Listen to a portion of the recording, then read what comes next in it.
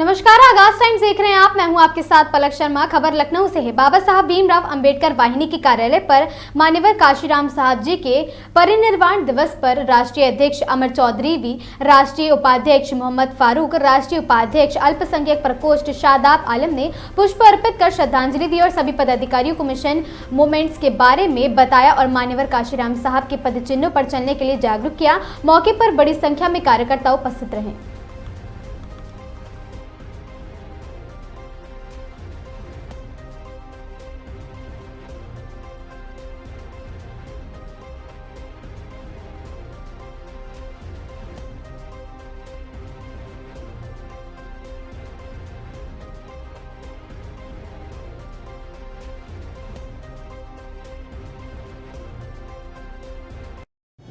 जी, मायावती ने 7 तारीख को एक ऐलान किया था कि लखनऊ में काशीराम जी की जो दिवस था उसको मनाया जाएगा, सब लोग इकट्ठा हों।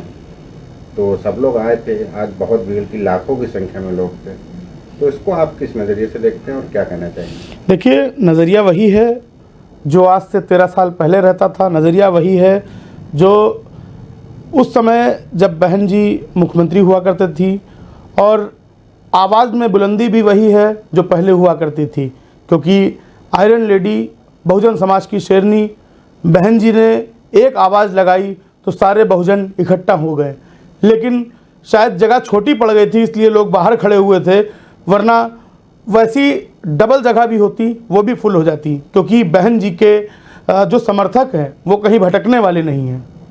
सर, इसी पे कुछ नेताओं का रिएक्शन आया है जो कि कह रहे हैं कि ये बीजेपी की देन है, जो इतना आदमी आया है, बसें बीजेपी ने करी। इस पे क्या कहना? देखिए, लोग जब देखते हैं तो भ्रमित हो जाते हैं और वो यही सोचते हैं कि किसी न किसी तरह से इनको बदनाम किया जाए, क्योंकि आने वाले समय में जिस तरह से बहन जी ने आज एक बहुत बड़ा आगाज़ किया है, मान्यवर काशीराम साहब के परिनिर्वाण दिवस पर उनका आशीर्वाद प्राप्त करते हुए उन्होंने जो आगाज़ किया है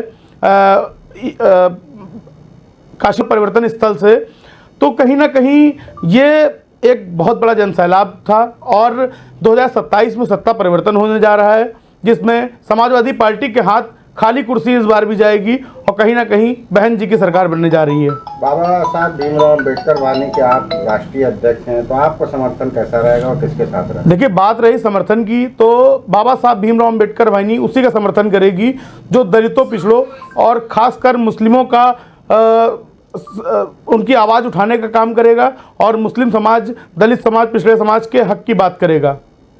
जी, अभी एक मामला कुछ दिन पहले का है, एक जज साहब पे जूता फेंक के मारा गया, तो इस पे क्या प्रतिक्रिया आपकी? देखिए, एक जज साहब के ऊपर नहीं, जो देश का सर्वोच्च बड़ा पद होता है CGI साहब BR गवई साहब पर जूता जो फेंकने का प्रयास किया गया था राकेश किशोर के द्वारा, वो भी एडवोकेट थे। उन्होंने कहा था कि हमारे सपने में भगवान आए और उन्होंने कहा जूता फेंक दो। तो मैं भी आपको बता दूं कि कल रात में बाबा साहब मेरे सपने में आए थे और उन्होंने कहा ऐसे राकेश किशोर जैसे तमाम जो मनुवादी हैं उनको उखाड़ कर फेंको और अंबेडकर वाहिनी के दम पर बहुजन समाज को इकट्ठा करने का काम करो।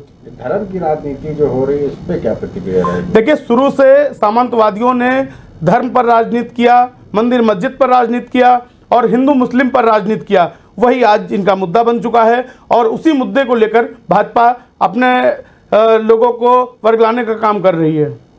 अभी आपने एक बहुत बड़ा प्रदर्शन किया था परिवर्तन चौक पे, जिसमें आपने हैदर खिलान नाले का जिक्र किया था। क्या उस प्रदर्शन के बाद कुछ आपसे किसी आला अधिकारियों से बात हुई? देखिए, प्रदर्शन के बाद अभी तक किसी आला अधिकारियों से बात नहीं हुई है, और अगर जो 7 लाख लोगों के घर हैं, अगर उनको बेघर किया गया तो बाबा साहब भीमराव अंबेडकर वाहिनी सड़कों पर उतरेगी और विधानसभा घेरने का काम करेगी। इस खबर में बस इतना ही। ऐसी खबरों से लगातार जुड़े रहने के लिए बने रहें हमारे साथ और देखते रहें आगाज टाइम।